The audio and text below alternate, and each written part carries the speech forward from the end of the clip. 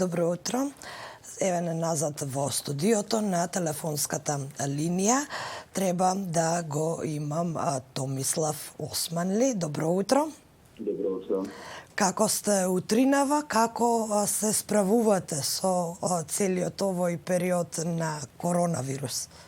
Одлично сум, благодарам. Јас се радувам што малку мерките се попуштени, можеме и да потпрошетуваме, инаку лично мене и на авторите што работат на уметничките полиња, каде што и онака сме во креативната работа изолирани, толку и тешко не го примив овој период на изолација, зашто се посветував на работа, на пишување, на создавање. Така што, но тоа е мојот дел од приказната. Ја знам дека за добар дел од граѓаните е тешко и проблематично и потешко се справуваат со кризата пандемиска, со ковидот и со изолациите. Господин Османли, ве побаравме утринава токму поради она што ќе се случува вечерва во 19 часот, тоа е онлайн промоцијата на вашата нова книга Најстари приказни. Онлайн ќе се одвива на платформата Zoom, ако не се лажам. Нешто повеќе кажете ни и за промоцијата, но и за самата книга. Значи вечерва јас ги поканувам и вашите гледачи да го проследат промовирањето еве вакво на од дистанца и преку посредувачко средство за комуникација на мојата најнова книга, тоа е мала книга од 100 страници, која се вика Најстари приказни и е издадена од издавачката куќа Арсламина, поточно од нивната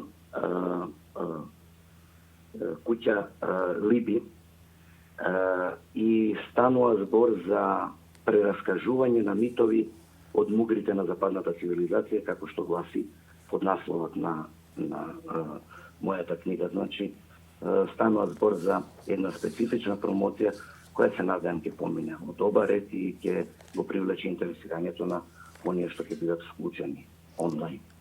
Велите специфична промоција во изминатиот период, помалку како да се навикнавме се оно што правиме во реалниот живот да го префрлиме онлайн. Какво е вашето мислење за ова онлайн функционирање? Може ли да ни го замени она старо секојдневие? Се разбира дека не може. Постојат домени креативни кои што бараат непосредно присуство. Тоа се музичко-сценските домени, тоа е театарот, тоа се уметностите кои што бараат непосредна комуникација на уметничкиот чин и на проследувачот. Меѓутоа може да припомогне во ситуацијата на изолираност, да останеме во комуникација, да бидеме поврзани едни со други, и тоа е вредност која што е битна, зашто замислете како изгледале епидемиите во поранешните времиња, кога тоа не било сосем возможно. Луѓето биле во тотална дискомуникација, пленици на пандемиите. Ние имаме чувство на ослободеност точно заради можностите да комуницираме и нови начини. Преку интернетот, преку овој вид на комуникација, електронски, телевизиски и така натаму. Инаку, лично мислам дека се можни и да јас ги бев предложил и мене ми е драго што дел од тие форми потоа ги видов оживеани очигледно по иницијативи од градот Скопје, независни од предлозите што јас ги бев дал во едно претходно интервју, на непосредни ситуации и креативни чинови што би се случувале во живо. Од изложби на отворени простори, што би биле посредувано пренесувани со медиумите телевизиски и други медиуми што ја донесуваат подвижната слика и звук, до театарски представи, монолози, настапи на драмски уметници и така натаму. Се со цел да не замре и непосредната комуникација на дел од гледалиштето, од урбаното гледалиште и публика со креативните чинови што би се одвивале на овој начин во живо.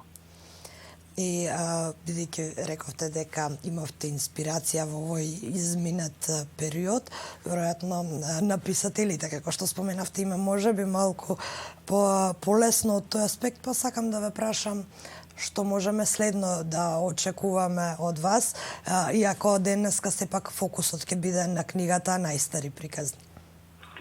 Деновиве треба да излезе уште една моја нова книга.